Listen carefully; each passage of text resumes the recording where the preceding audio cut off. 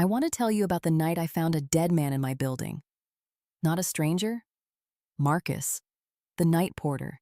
63 years old, always had coffee ready, always nodded without asking questions. He knew my name, my hours, my face. He was slumped behind his desk with his head at a wrong angle. On the counter, an envelope. My name on it. I didn't touch the envelope. I walked back out the door, turned left, and didn't stop. My name is Vera, and this is the story of how a single number in a financial audit got a kind man killed, and what I discovered about the man I blamed for it. 6 weeks earlier, I was an accountant. The quiet kind.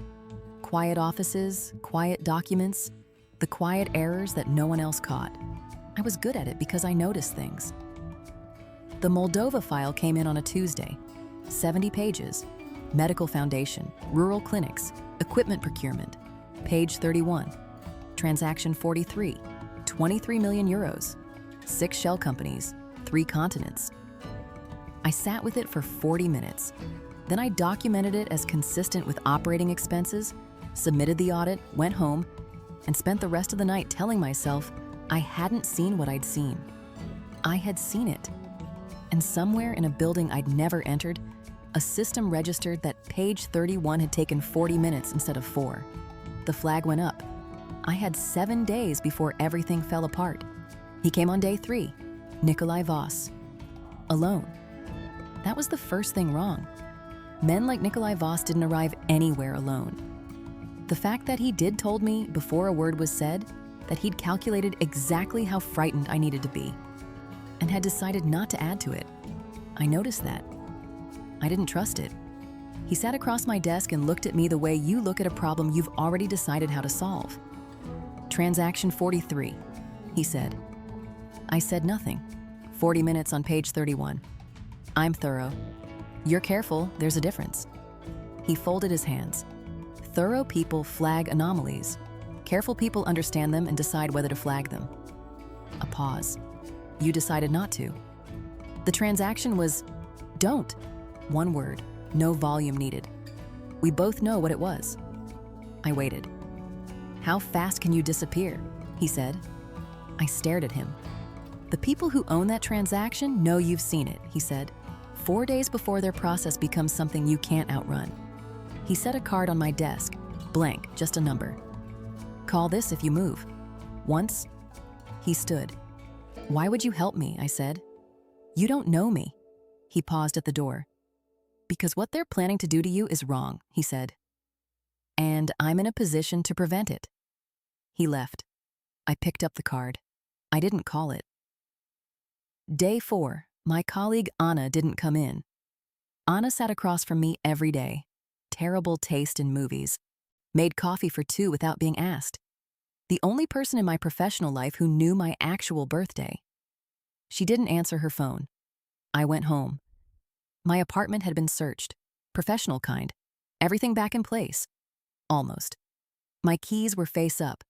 I always leave them face down. One bag, card in my pocket. I did not call the number. The train to Vienna left at 11:47. Forged passport. One bag. The focused calm of someone concentrating entirely on surviving the next 12 hours. The train didn't move. Technical delay, the announcement said. I looked out the window. 2 men on the platform. Wrong posture.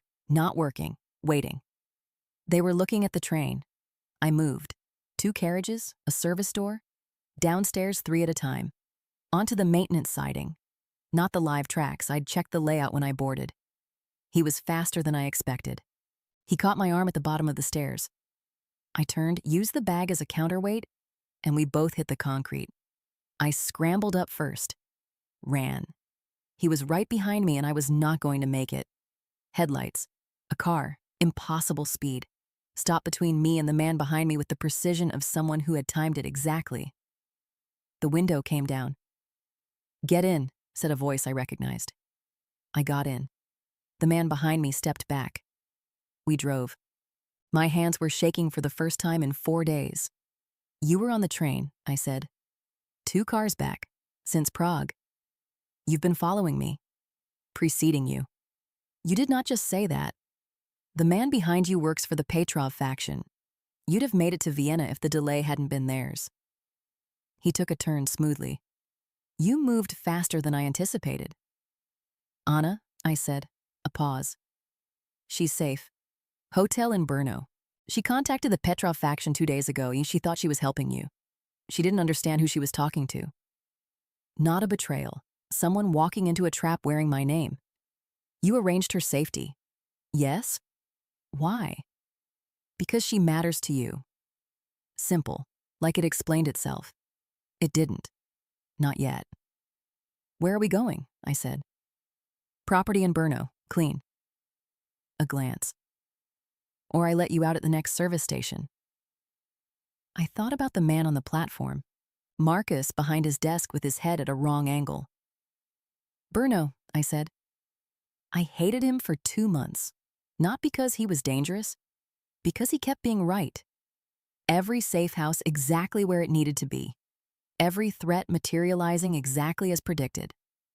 The specific burning fury of being protected by someone you didn't ask to protect you, in ways you couldn't have protected yourself, has nowhere to go except sideways.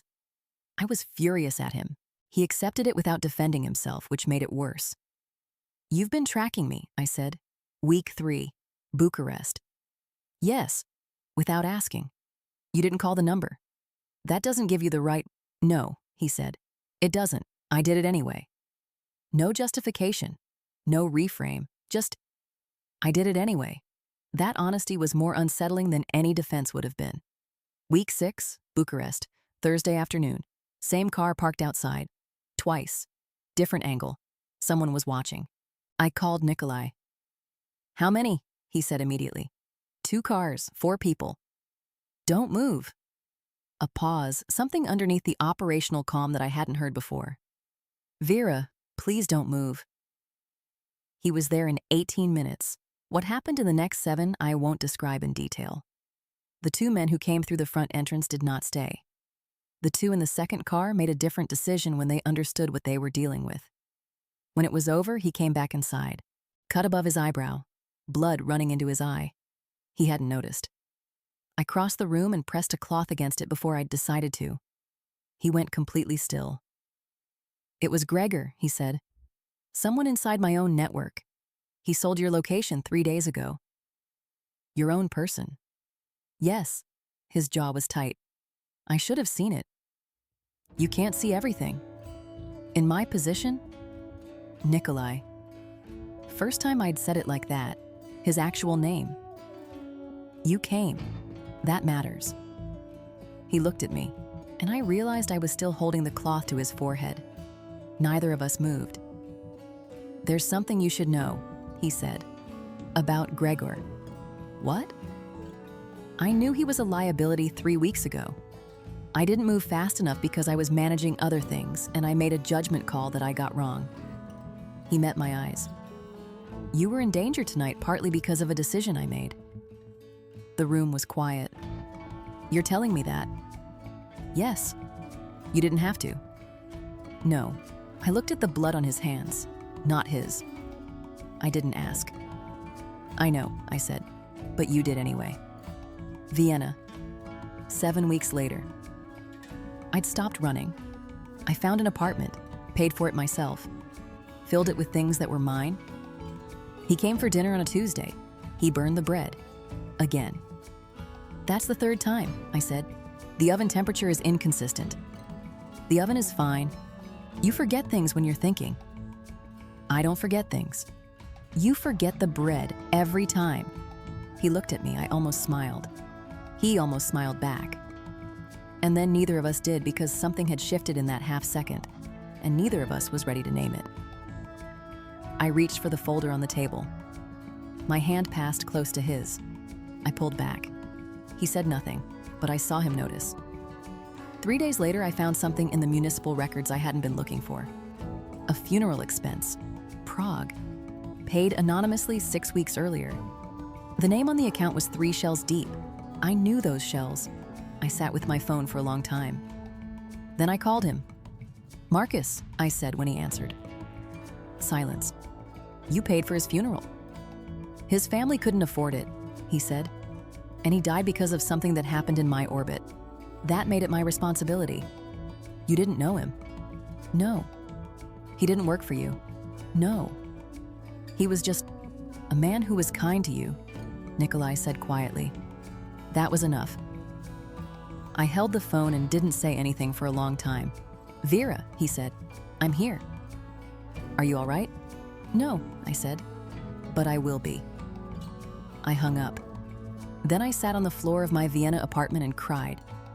Not the careful kind, the real kind. The kind that arrives when something you've been holding at operational distance for months finally lands in your actual body.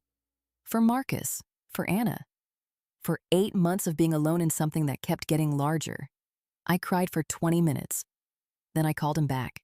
I'm not ready to say whatever comes next, I said. But I needed you to know I called. A pause. I know, he said. That's all.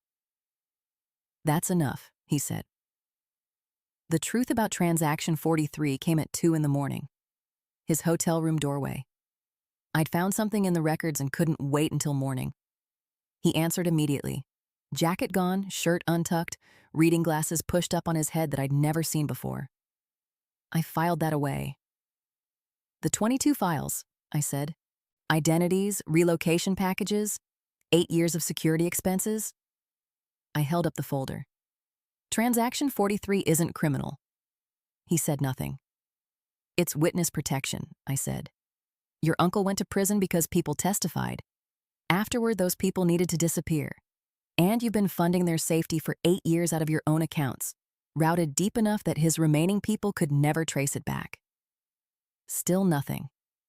23 million euros, I said, to protect people who helped imprison your own family. My uncle was not my family in any way that matters. The people who flagged my audit, I said slowly. They weren't protecting a crime. They were protecting the witnesses. They thought I'd accidentally exposed the fund. I sat down. Marcus died protecting people who did the right thing. Yes. And you didn't tell me. No. Why? Because if you'd known from the beginning, you'd have had to decide immediately whether to trust me. You weren't ready. The decision needed to be yours, made when you had enough information to make it honestly. He looked at me. I managed the timeline. I stared at him. You decided when I was ready to know. Yes, that's a manipulation. Yes, he said. It is. No defense, no reframe. I looked at him for a long time. This man who ran something complicated and had never once pretended it was simple, who burned the bread and paid for funerals anonymously and admitted failures without being asked, and still made decisions without asking me first. I'm angry about it, I said. I know. I'm going to stay angry about it for a while. I know. Good. I opened the folder. Now let me show you what else I found. The Mancini payment, 11 years ago. Before the trial, before the testimony, a payment from one of Nikolai's earliest shells, crude architecture, the kind he'd refined since, to a law firm in Milan, for legal representation, for a woman named Carla Mancini, witness number 1. I looked at the date. He had funded her before she testified, not after, before she'd even agreed to come forward. I looked up at him. You didn't fund witnesses because they testified, I said. No. You funded them so they could testify safely. You built the infrastructure first, the foundation, the shells, the protection. You built all of it so that when someone was ready to come forward, there was somewhere for them to land. Yes, Carla Mancini. Was she scared? He said. She knew what she'd seen. She wanted to testify. She had no way to do it and survive afterward. He looked at me. I gave her away. I sat with that. 11 years ago, before any of this, before I'd ever heard his name, Nikolai Voss had quietly, at considerable personal risk, built an escape route for a woman who wanted to do the right thing. And then he'd done it again. And again. 22 times. Marcus, I said quietly. Yes. He died because someone was trying to protect the people you built this for. Yes. He never knew any of it. No. But he's connected to it, all the way through. I looked at the Mancini file. If this works, if the 22 identities hold, if the witnesses stay safe, then something Marcus was in the middle of actually mattered. Nikolai said nothing. That doesn't make it right, I said. No, he said. It doesn't. But it means something. Yes, he said, it means something. I called him 3 weeks later, not for logistics, not for the files. I called, and when he answered, I said, I'm in the Belvedere Gardens. The light is very good right now, and I thought you should see it. A pause. I'll be there in 20 minutes, he said.